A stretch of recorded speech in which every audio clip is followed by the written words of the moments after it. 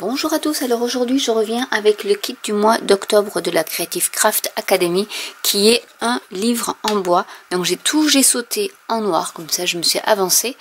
Et ici nous avions du chipboard pour recouvrir la couverture, puisque normalement à la base on pouvait y mettre une photo. J'ai sauté les snip art, donc les chipboards, donc il y en avait deux.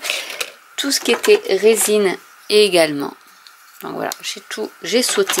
Ce qu'on va faire, c'est que je vais prendre cette partie-là. Je vais y faire des trous. Puisque nous avons également dans le kit une libellule qui est ici. Qui sera pour la touche finale. Et nous avons 4 attaches parisiennes ici. Donc je vais faire les trous pour les attaches parisiennes. Donc je vais essayer de les faire à peu près dans le même endroit.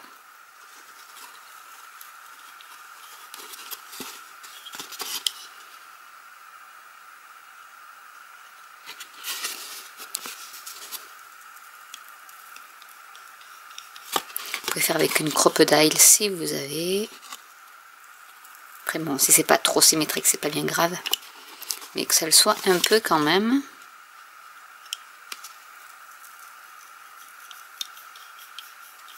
Je vais prendre le pochoir de chez Prima Marketing qui est superbe.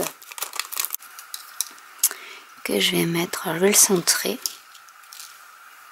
Je vais prendre la peinture qu'on peut servir aussi comme pâte de texture. Donc c'est la noire, enfin un peu on va dire gris anthracite.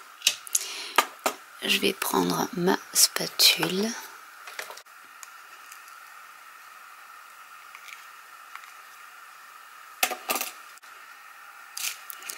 Et je vais recouvrir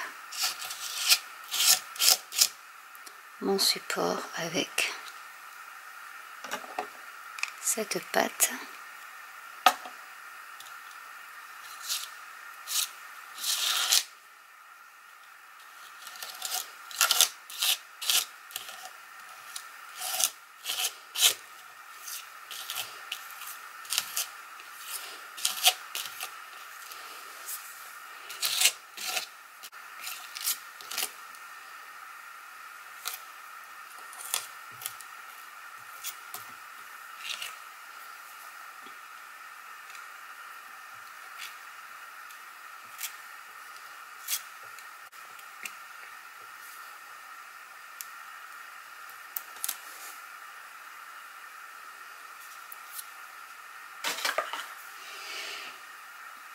Et voilà ce que ça donne. Donc je vais juste enlever le surplus des bords. Et on va attendre que ça sèche. Mais déjà on voit bien la partie métallisée qui est superbe. Donc voilà la couverture du livre une fois sèche. Bon, il me restera à remettre un peu de gesso noir sur les attaches parisiennes. Ce que je vais faire, vous voyez, j'adore cette couleur. Donc c'est du noir mais vraiment avec cette brillance, je trouve ça superbe. Ce qu'on va faire également, c'est que je vais coller, donc je vais le coller mais hors caméra, le mandala par-dessus. Donc j'ai essayé de le centrer.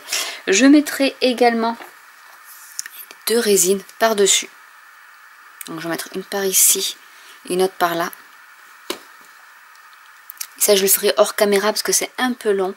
Et j'y rajouterai également l'autre snip art qui est comme ceci par-dessus. Donc je pense que je le mettrai plus vers le bas. C'est pour faire une petite superposition qui va donner ça. Une fois que ce sera collé. Et on continuera après tout le processus de colorisation. Maintenant on va passer à la colorisation. Donc je vais prendre un peu de peinture que je vais tapoter sur mon papier absorbant. On va faire comme si c'était du wax, mais on le fait avec le pinceau. Donc je vais en mettre un peu par ici.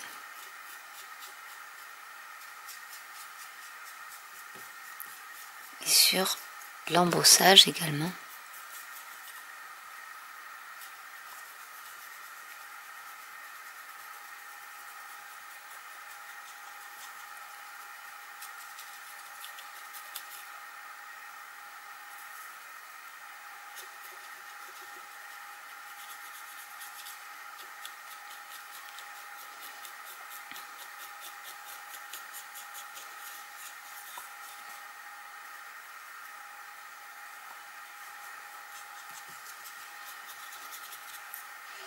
Alors je vais prendre 3 pinceaux, je vais mettre un peu de violet également. Je vais mettre plus par ici. Et vous voyez déjà la couleur que ça donne, c'est superbe.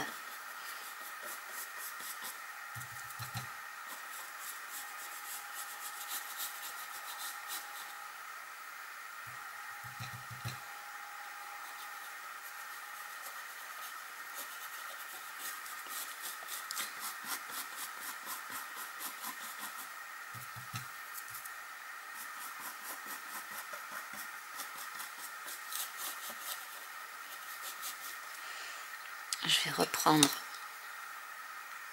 le cuivre et je vais faire un peu la même chose de l'autre côté.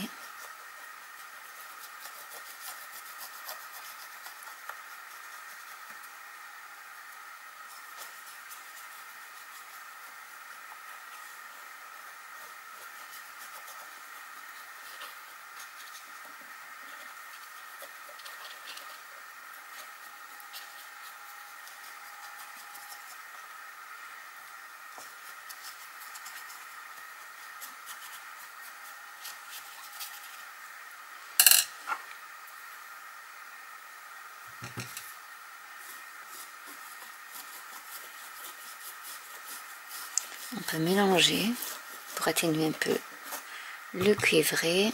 Si vous trouvez qu'il y en a trop, vous pouvez repasser pour atténuer.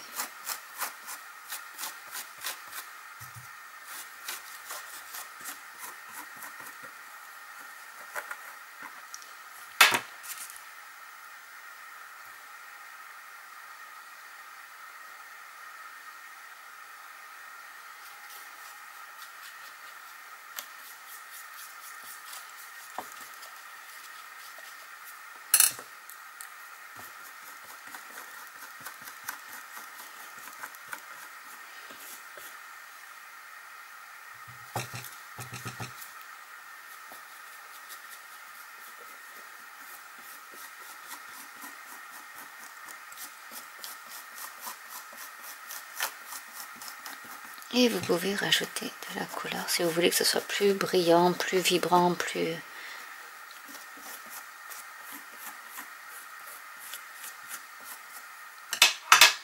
à votre goût en fait.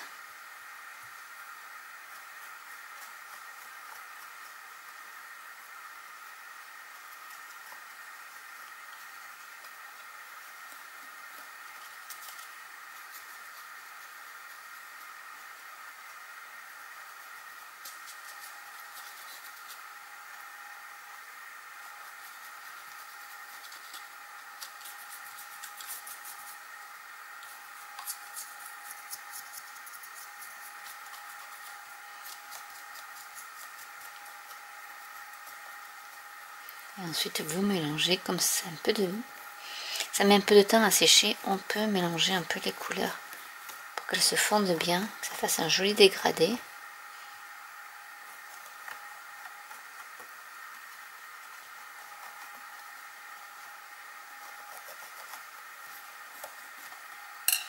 Et on va mettre aussi un peu de vert.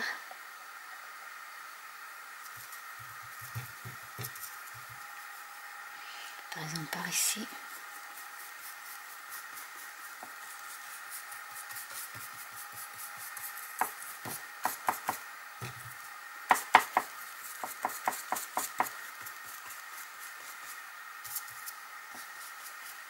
Sur les reliefs.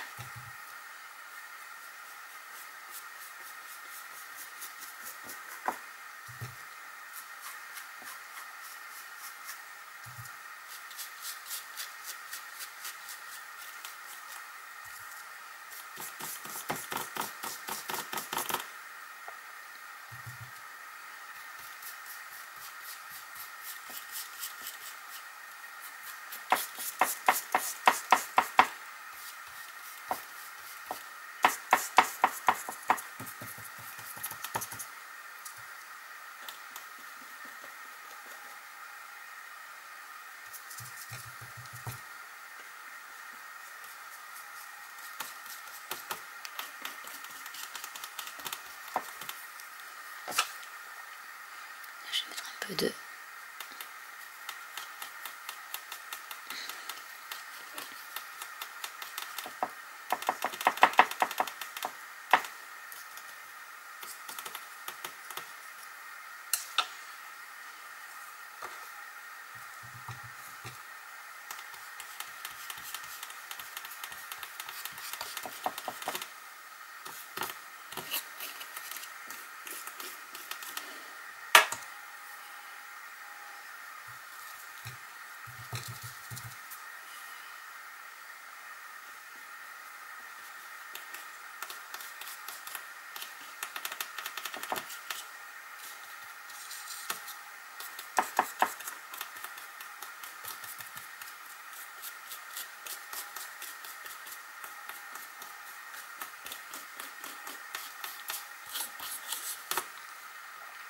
Et il ne reste plus qu'à coloriser la libellule. Donc pareil, je vais mettre un peu de cuivre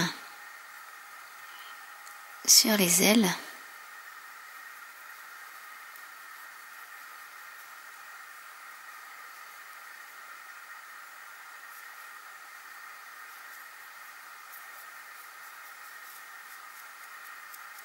Donc là, il n'y a pas besoin de sauter, hein. Ça fonctionne très bien. Je vais mettre un peu de violet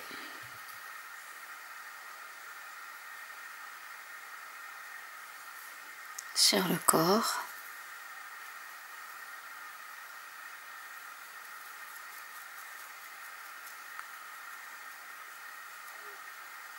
En mettant un peu aussi sur les ailes.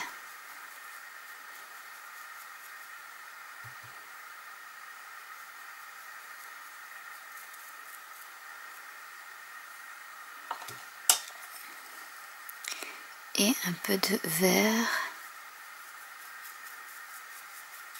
sur le haut.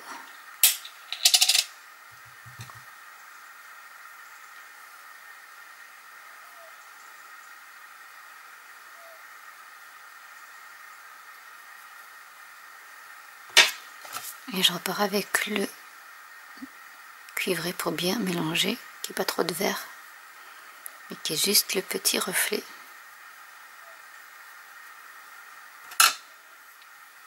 Et voilà ce que ça peut donner au niveau de la libellule que je vais coller par ici.